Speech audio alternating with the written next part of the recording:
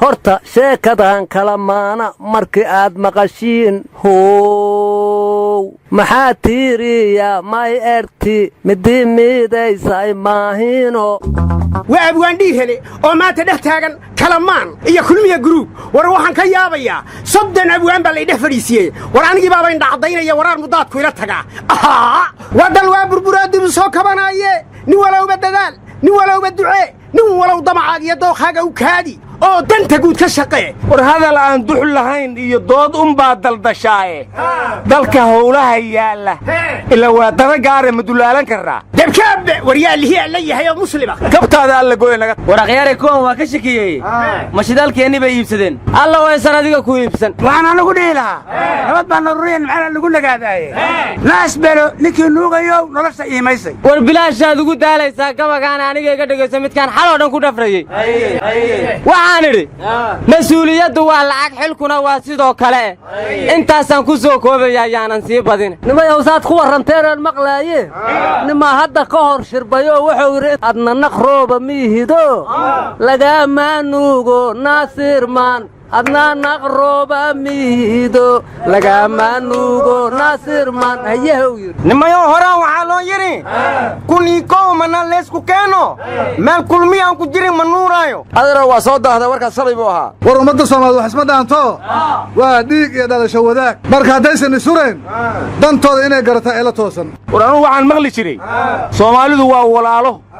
wanaagga ha la dhowro xumaanta ha la waayo wallaaniyo dadaan ogahay inaanan walaal ahayn waryaadaanaa war idiin haya bal jirkeenna dahsoonow si kastoon u dadaalla dhaqaalahoo durki waaya ilan waa dakane shaqaalaha dawladda oo dhan dambibaadhista geeya oo innagoo aad u dadaali dabagalaynu samayno aryaadhaha daljirka dahsoon dadka dhinta wallee ma ahayn ma iyo kiyaa maanta lala dardaarma oo haddana dabagalal dad la leeyahay war maxaad ula yaabaysaa xildhibaanadaba qaar baa sheegtay inay dadkii sooba ku baaba'ay matalaane allah ku noqo wareedhaha wasiirkii hore xanaanada xoolaha Soomaaliland ee yiri xoolo dadweynaha haddaan digsiiyey baa kaliya fariisana waa xanuunsada oo dadka ka codsaday inay cafiyaan madaxweynaha Soomaaliya telefoon diraa yiri wuxuuna yiri nin wanaagsan baa tahay waana kugu dasan doonaa xoolaha dadkana waa iska ilaalin doonaa si dhunta loo qaban wareedhaha madaxweynuhu hadduu ku daysan doono ma markuu xilku ka dhamaado cafiyana dhihi doonaa mase hadduu dhahaya midda kale xoolaha dadweynaha ma la iska ilaaliha mase waa la isku ilaaliha wareedhay waxaan idiin sheegayaa ninku wax yar buu cunoo malgacad buu darsaday hadduu badayl darsan lahaa waxba ma noqdeene afrikadu malaayiin bay liqdaaye wax yaroo qadaadiicuu cunay markaasuu ku xanuunsaday aryaadhaha waxaa la yidhi qofkii caadaysta inuu xoolaha ummadda cuno waa dibiraa sida saclaami ku dhinta markaasoo afarta kor u taaga hadda dadka dibirsan oo dhan ma waxaa ku qornaa xoolihii ummadda haddaysan ahay islaan uurle iyo nin dhilmaanya ka dhirigtay haa waraadhe waxaa la yidhi ninkii dayn cunay balow ka dibira balow war madaxweynaha Soomaaliya Addis Ababa uu tagay shirkii madaxda midowga Afrika oo ka qayb galaya xalayna asaga iyo madaxweynayaasha Afrika waxay la casheeyeen Abiy Ahmed dharkii dhaqankii Ethiopiankana waa lagu soo dhaweeyay warniyo been noo sheegin xogayaha guud ee qaramada midoobay buu la kulma waxaana u malaynayaa ergiga la soo magacaabay inay ka wada hadleen war madaxweynaha xogayaha guud ee qaramada midoobay nin nabad iyo nolol ka tirsan oo soo magacaab uu yiri war waa waalantahay beesha caalamka oo dhan baa nabad iyo nolol ka tirsan war saddex ku dhufan 9 baan ku ogeynay 8 weeye haddeer xalfadii 8 Febraayo waxaa lagu qabtay magaalada London xamarna waa laga xishooday wiilkan jeegada xiiran xalfada sheegayana waxaan ku soo xasuustay wiil iyo gabadh isqabay baa diriray anna waxaan kamid ahaa odayaashii garta galay markaanu gabadhii nidhinaa bal noo waran dhibaatadu xagay ka taagan tahay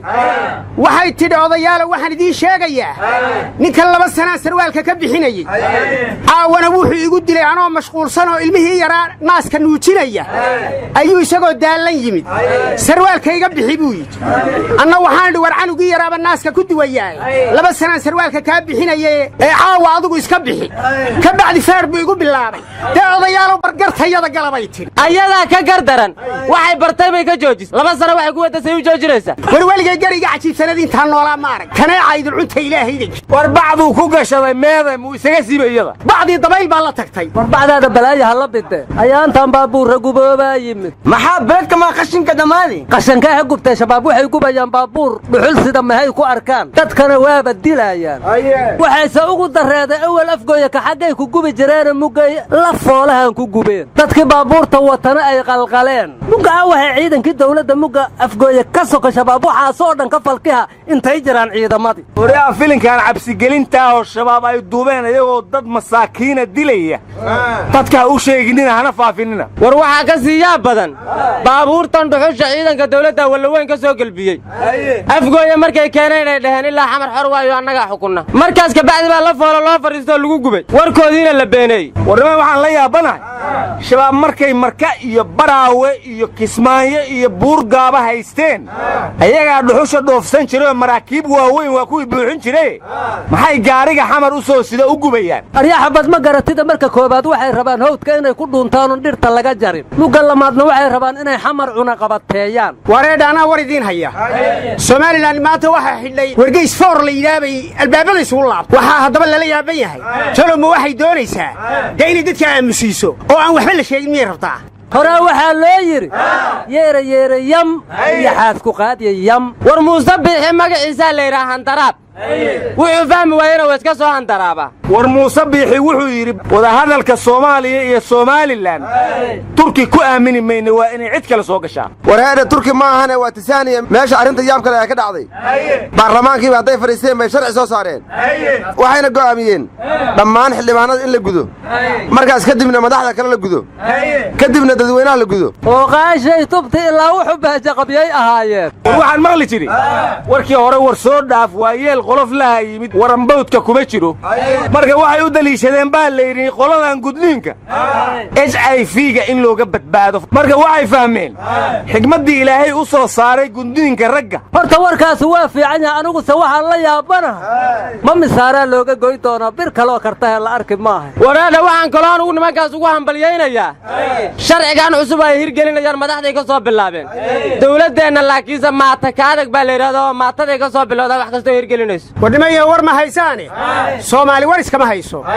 meel hadday balaayo ka jirto meel baa barwaaqo lagu jiifaa qardha gabadh ay mukulaali ka dhimatay ama bisad oo barooranaysa la arkay maalin walbana bisad iska daaya kuwa curadadii ka dhinteen ayaa halkan uba ooyin oo shibiska ah war gudoomiyaha aqalka sare Cabdi Xaashi Cabdullaahi kuuriyada koonfureed buu qayb galay yiri shirka nabadda adduunka waraadha Cabdi Xaashi kuuriyada koonfureed ku wareegine car hadduu rag yahay taga kuuriyada waqooyi warnimo Cabdiraxmaan Jaakad oo Ameerika iga soo wacay wuxuu yiri kalamaan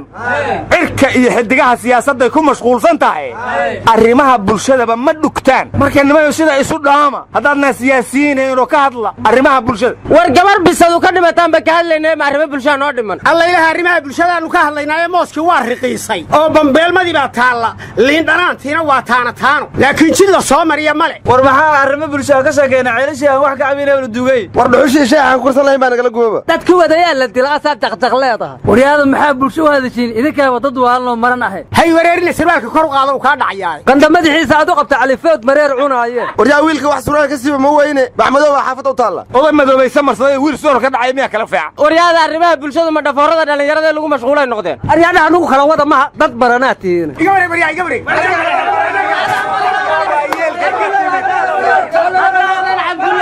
naga taga nasteeca haydan heshe